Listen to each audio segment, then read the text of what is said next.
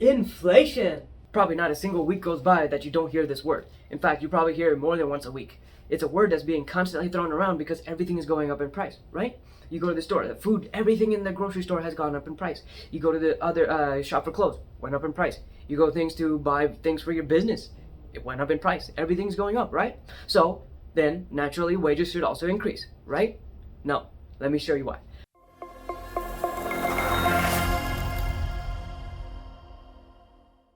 What's up, everybody? My name is Karthik and I'm the Chief Operations Officer for UZ Marketing.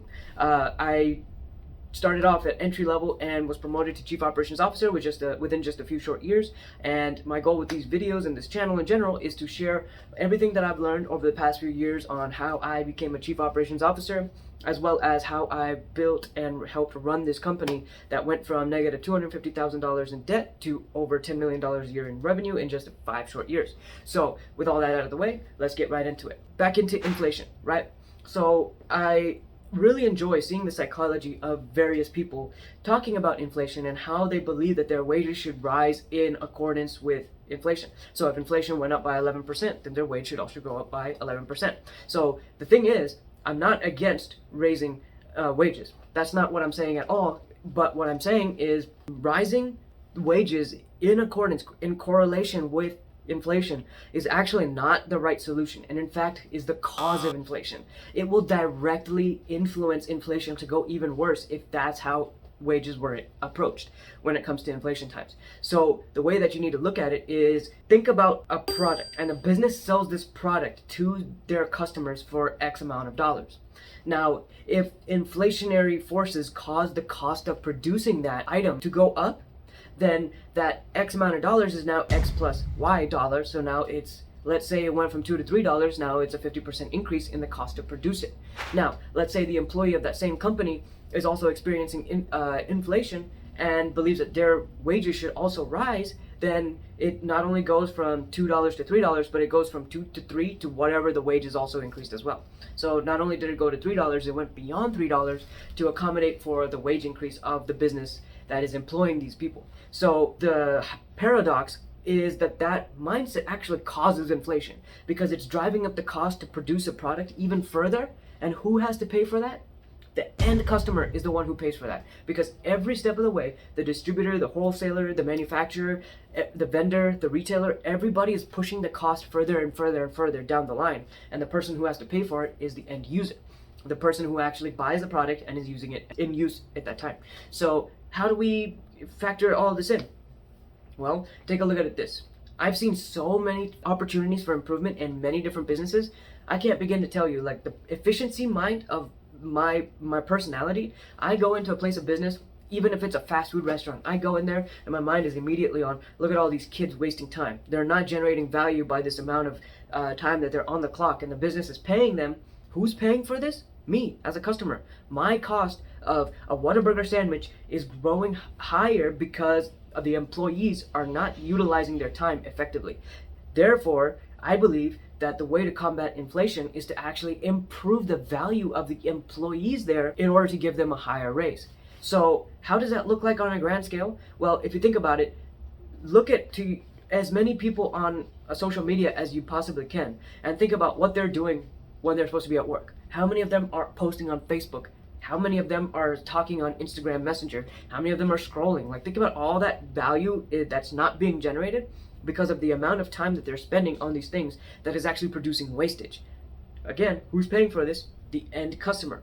I actually have this story of an employee that actually works here. He is a full-time employee here, but he has some skills that is highly sought after. So he sometimes gets side jobs, and a huge corporation actually hired him to do a project over a weekend. They had a high budget for this project. The project was to basically fix a software on all these computers. So what ended up happening was the employee is so skilled and knowledgeable that he went over there and he finished the job in less than an hour, but they paid for an entire weekend. The thing is, like, these businesses have all this money that's being allocated in places that's not efficient, because the employee who made the decision to hire our employee, basically issued and funded this project, did not do their due diligence in figuring out how much actually this project is worth, and instead probably just sat there and was like, we'll just pay it, the company can take this money, oh well, it's not my pocket, so the company will end up paying for it. And this is a huge company, and this is a Fortune 500 company, and employees like this are at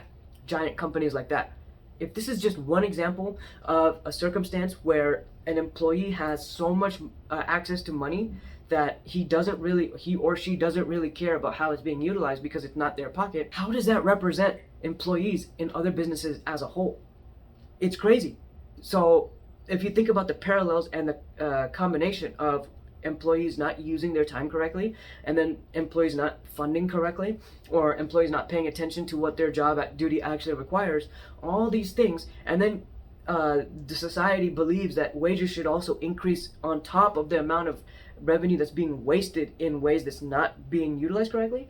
It's just a bad recipe, and the inflation is not being helped at all. So the solution that I propose to inflation is not to raise the wages for the sake of raising wages, but increasing value to the point where there's no other option except to increase wages, because the amount of value that's being generated is exponentially increasing. Now, this is a hard subject because there's so many employees out in today's American workforce that just don't care about their job. And I've seen it so often, because not just when I walk into these places of business, but I see their mindset when they post about their job, or even when I'm doing job interviews. I'm actually very curious about how their mentality works. So I probe their mind for certain characteristics, and I find that the large majority of people who apply for jobs and that I've interviewed and I've talked to don't care enough about their job to increase their value, and believe that they should be compensated before their value increases, which is actually the opposite of how society actually functions. And because they believe that they're not being compensated for their work, they actually produce less quality work. It's a downward cycle, basically. So they believe they should be paid here, and because they're not, they actually produce work down here instead of up here. If they were producing work up here, their pay would match it, but instead they reduce their workload quality because they believe that there's a discrepancy, and so it's because they're not getting paid this, they're producing work at this quality. So this is rampant in society, and this is actually what will highly contribute to inflation. So if we find a way to fix that amongst the employee mindset, and instead find ways to generate more value as employees for the business, then inflation would actually be curbed tremendously. Just take a look at it. When you go out to a place of business, look at all the ways that team members are wasting the time, and think about ways that they could be improving it, but they're not. And who's paying for it? You are. You're going in there with your hard-earned money, paying for the product or service that you want, but you're paying for their inefficiency. With all that out of the way, if you like this video, leave a like, comment, and subscribe. If you got some feedback that you want to share with us, leave it in the comment section down below. We love to hear your feedback. Anything good, bad, the ugly, leave it. And a like takes less than a millisecond of your time, so it would be greatly appreciated if you do like it. With all that out of the way, take care. See you in the next one.